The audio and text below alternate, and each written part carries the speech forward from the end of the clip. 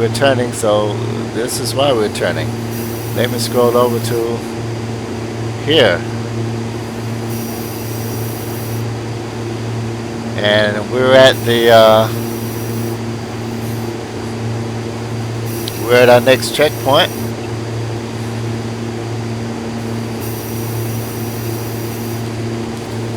Yep, FSK. And so it's doing this on its own, of course, because I have autopilot. Going this vast distance, 3.5 hours, manual flying. Yeah, you can do it. I've done it. And but I really don't like. I'm using this mouse to zoom in on here. That's not ideal.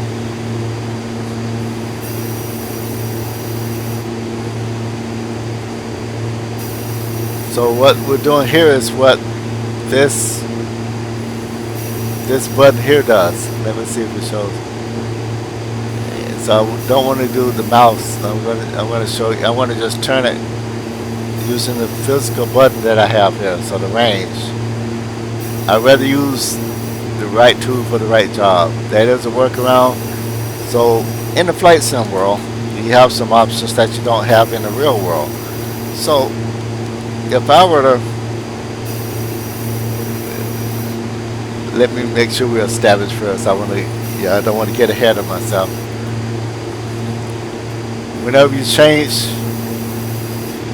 course altitude, there's some things you should check. Make sure you are on course, and I appear to be on course.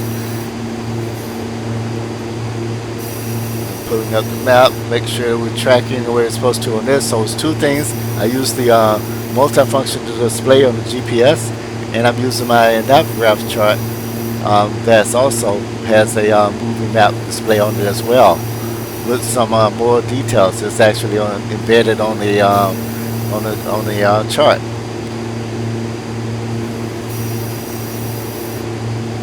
So in this area that we're at now, it has some history of its own.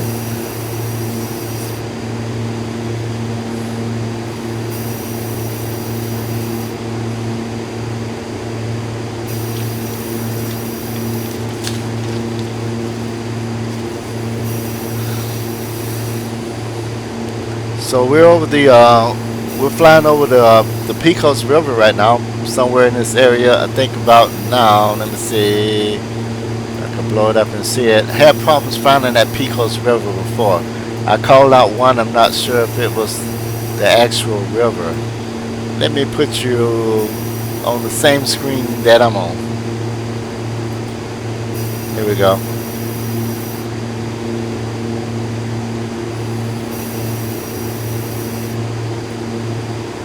So yeah, so I'm looking for the Pecos River somewhere around here. We wouldn't be able to see it. I see the Comanche Creek.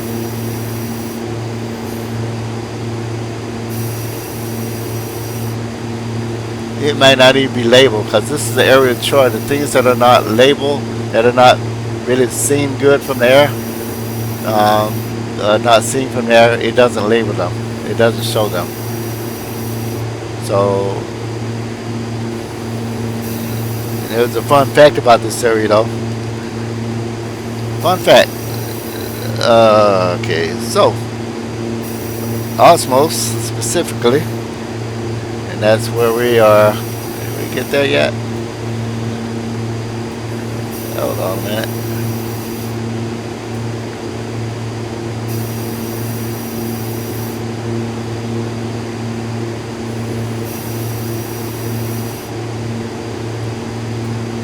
So we're not there at OZMOS yet, but we're approaching it. You know, so I'll maybe wait closer to that time.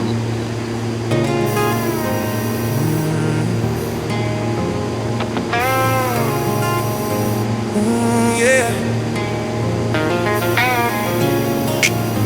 FST behind me. The VOR in the past. The palm jack's not a quick goodbye. The minutes move fast. The ground below is thirsty. The aquifer ran dry.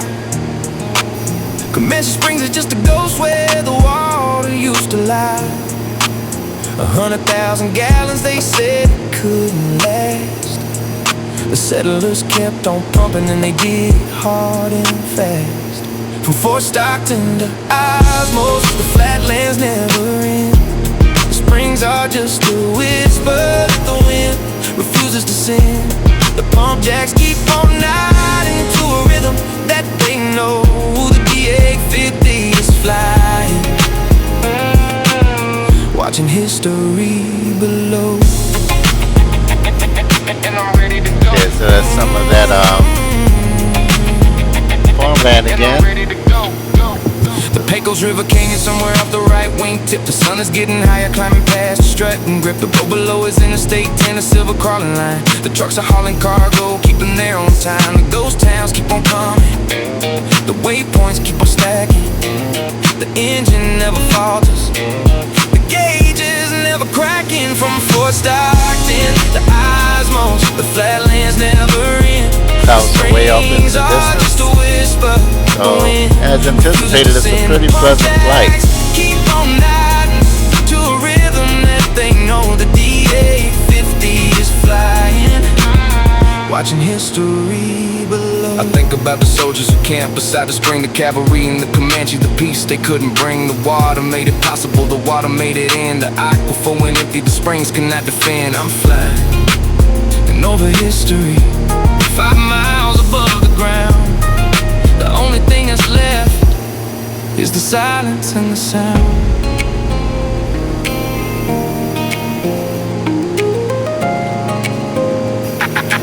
So it looks like off to the left we have some flatter land that has for where they're doing farming, and on the right side we have more rugged terrain, mountainous, hilly, not suitable for farming. The mesquite brush and creosote, the scrub that scrapes the sky. The kind of place you realize how small you are. Ooh, fuel. See, that's what I turn that. You gotta pay attention to the fuel. I just drained my right tank down to about what is this? I would say about 7 or 8 gallons. So that's not good at all. My intention was to turn it on for about a few minutes, just a few minutes, and then turn it off. So now what I have is I have a not critical but a few situation that I created. So this will be called pilot error. So don't have to mess with the fuel transfer for a while. I think I read somewhere on one of the forums there was some diamond sim pilots who was asking about the same thing, and someone said in the real aircraft it actually stops automatically there. So I guess in real aircraft you can actually turn it on and leave it on and it'll stop before this happens, and it makes sense because it'll defeat the purpose of this. You know, it's, for some reason it's not just the, I'm sure it's a good reason why it's not a left tank and a right tank, because you can that's easier, because instead of pumping fuel at 60 gallons per minute, you're pumping fuel at the burn rate. I mean, your fuel is burned at the burn rate of about 10 gallons per hour, 8 to 10 depending on your power setting. And so you're gonna catch it faster. Like, oh, holy crap, I forgot to switch my tanks. Even if you intend to do it like every 20 minutes and you go by and it's like oh, it's 40 minutes. Okay, big deal. You got an aircraft that can burns about 4.5 to 6 gallons per hour depending on your aircraft. Let's go 4.5 to 5 hours, and you forget it at 10 gallons an hour. It's not going to be that big of a deal, and if it gets to that point where it's way off like this, you can feel it. Now, autopilot, you can't feel it, obviously. But you could actually, in a real airplane, you'll notice that your control, you require constant left or right correction. That left or right wing is going to try to dip on you. Local flights, I very rarely use autopilot. I remember doing a cross country, an instrument cross country, and I've been begging the instructor, let me use the autopilot, and he would always say no. But when we did the cross country portion, he said, okay, you can use the autopilot. So this was the Cessna 172. So a 172, it had an autopilot. Wasn't as modern as the ones we have now, way back then. So rotate, lift off, you have to climb to 700 feet above the ground level. So 700 feet HGL before you can before the autopilot would engage. So we hit 700 feet, I engaged the autopilot, and I was thinking, wow, how cool is this? You can just turn the knob to, instead of moving the yoke, you just turn the knob, it turns to your heading, and there's a toggle button for your altitude. I mean, I'm thinking they don't get no better than this. So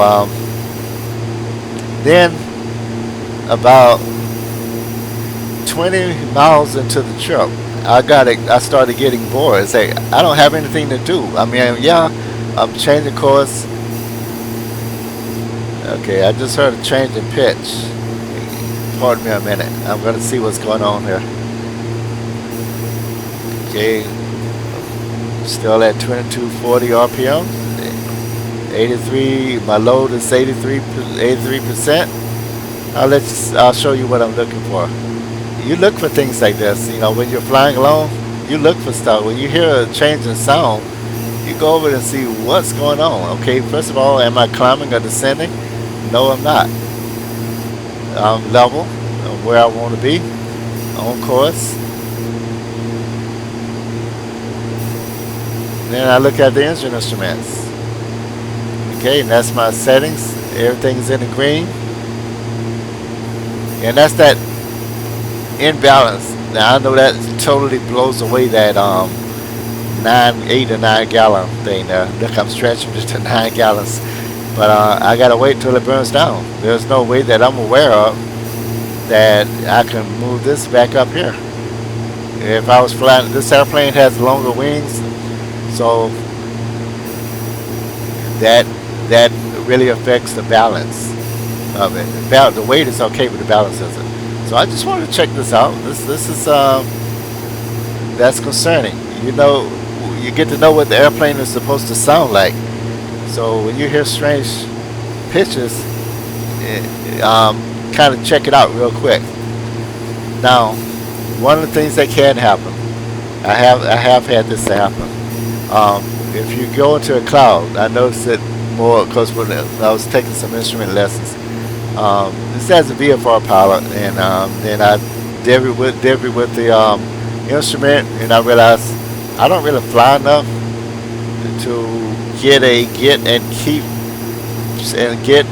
and stay proficient in instruments. I live in Southern California. We don't get much IMC here, and I don't travel cross country like I'm doing now. Here, I just feed electricity to my flight sim, and that's all it costs. And I don't even want to think of how much aviation fuel is now. If I'm paying the same amount to put gas in my car as I did in the airplane when I was flying, I don't even want to imagine it. I may have a heart attack if I look it up. So it's fun, safe flying here. Let's see what's going on. I see a dot that one of the things. So I'm doing instrument, talking about instruments and VFR. My next leg I might get some instrument flying in there, but that's not the goal here. So that sound we heard, flying into clouds, you get a change in pitch because you have all of a sudden you're going into moisture, air with a higher moisture content, so less oxygen. Engine will wind down a little bit. Now it'll compensate for it. It's just that sound that I heard. It's like then like it's like bogging down slightly. So it may have been a simple matter of hitting that stray cloud, because they did say that it was some altitude. It was few. That's those little clouds that you could almost see around them. So it's no big deal. You can't really fly in that cloud, because you hit that cloud, the cloud dissipates. Let me see if I can show you an example. Here we go. Right straight ahead of us. You see these little clouds? That more like that little cloud and that little cloud. You don't have to wonder if there's anything on the other side of that cloud that's going to hit you, because you can practically see around that cloud.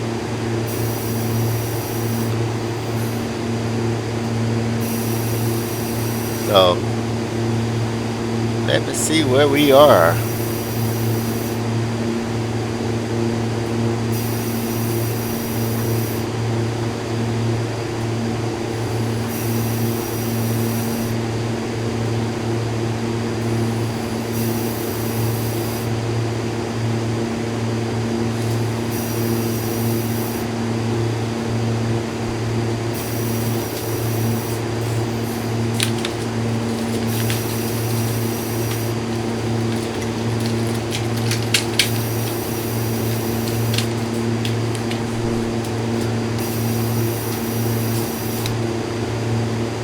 So one of the things I want to mention, I mentioned earlier about